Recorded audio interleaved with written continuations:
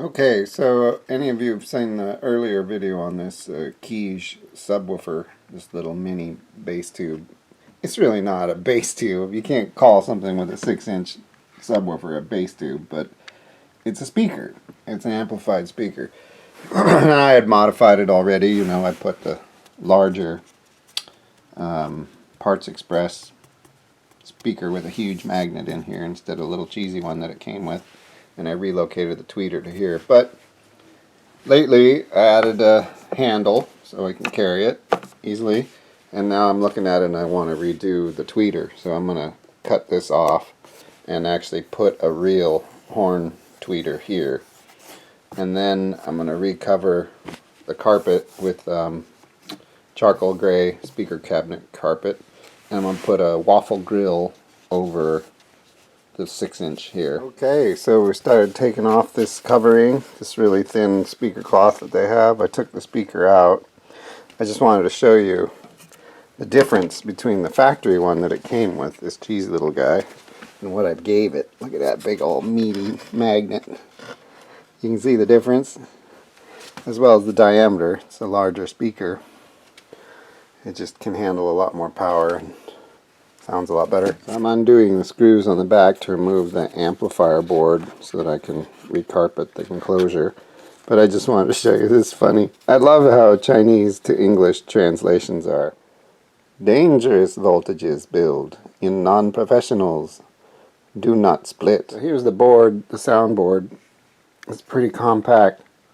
These Chinese amplifiers are amazing, the way they can pack everything into such a tiny little box.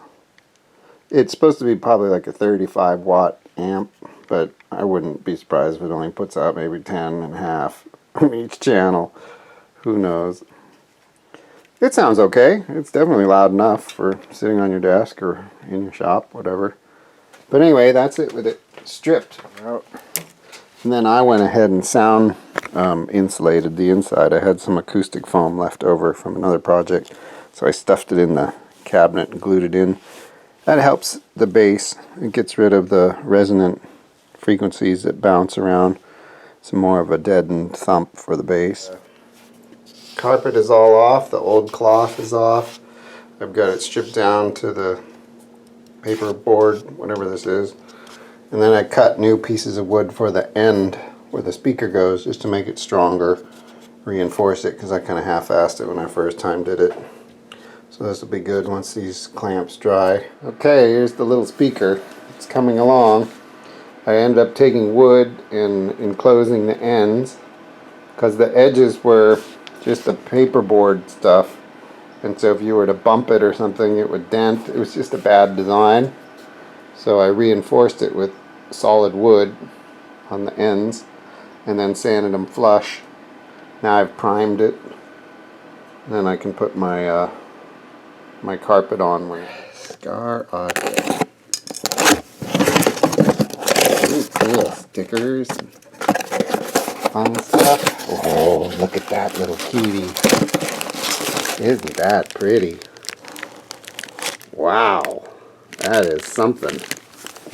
Compare that to the old piece of junk. Is there any comparison? Oh, this is going to be great. I think I'll put the tweeter right about here. So we'll trace this pattern from the tweeter packaging, and we'll cut out a hole. I had to resort to the jigsaw to get it out because this stuff's so thick.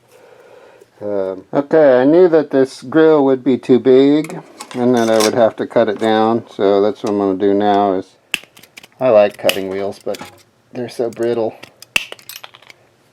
They break easily.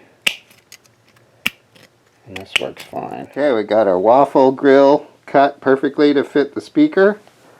Now the gasket that it came with is going to be too big, so we'll just cut it and use a little weather strip adhesive to put it on, and then we'll trim off the excess so that it meets. There'll be a seam, but it won't matter. So there's our waffle grill cut down, and I glued the gasket around the edge. I had to trim out this piece here because it's that much smaller now. I've cut a piece of the speaker cloth that I wrap it with, and I made the edge nice and neat.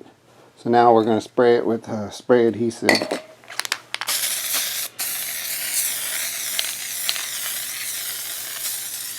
You want to spray the box.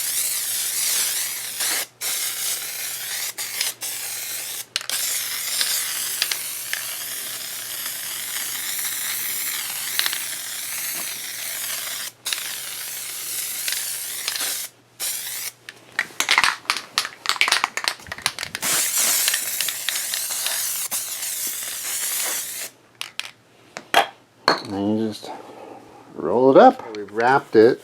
Now I'm just taking a blade, a brand new sharp blade, and I'm butting up the overlap and trimming it. So you just jam it together and then cut it down in. And then you've got a nice tight seam. And then for the ends, you just got to cut little pie shapes to let it fold over. So here's how you handle going around the curves. So you make little wedges. And that way when they all wrap around, they don't bind up. Put the rubber feet on the bottom. Got 4 rubber feet. I'll put those on the bottom. Just screw them in. I got this one started already. Screw in our tweeter.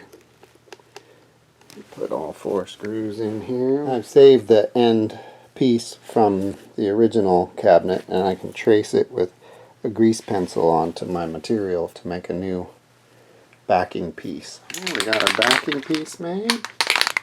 Put a little glue here.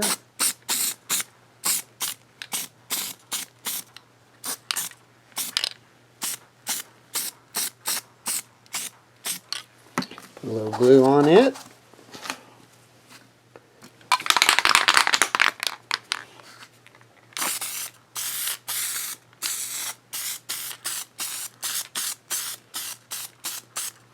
This is actually pretty good glue. I was very impressed, and it was only $7 or $8.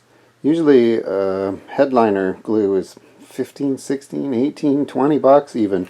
This was only $8. It's only 13.5 ounces, whereas those are usually 14. But hey, for half the price, if you're doing the job, who cares? We need to put our port in. It goes here. Vent that.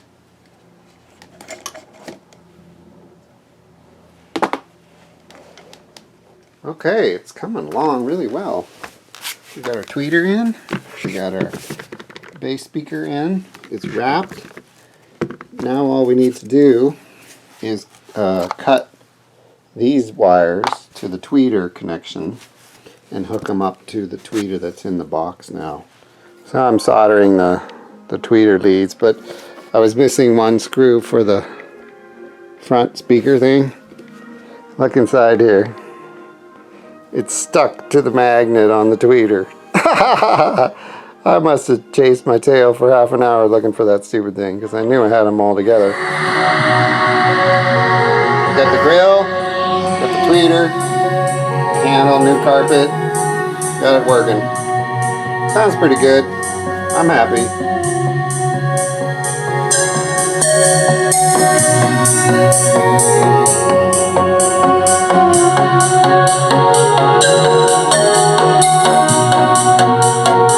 Pretty good sound for a little Chinese tube. Now it is. It's actually air coming out the port.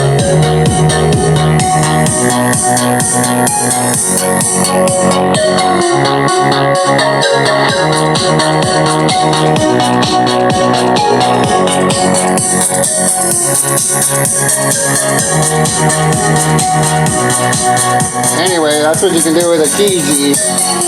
You throw enough good parts to it. Alright, thanks for watching.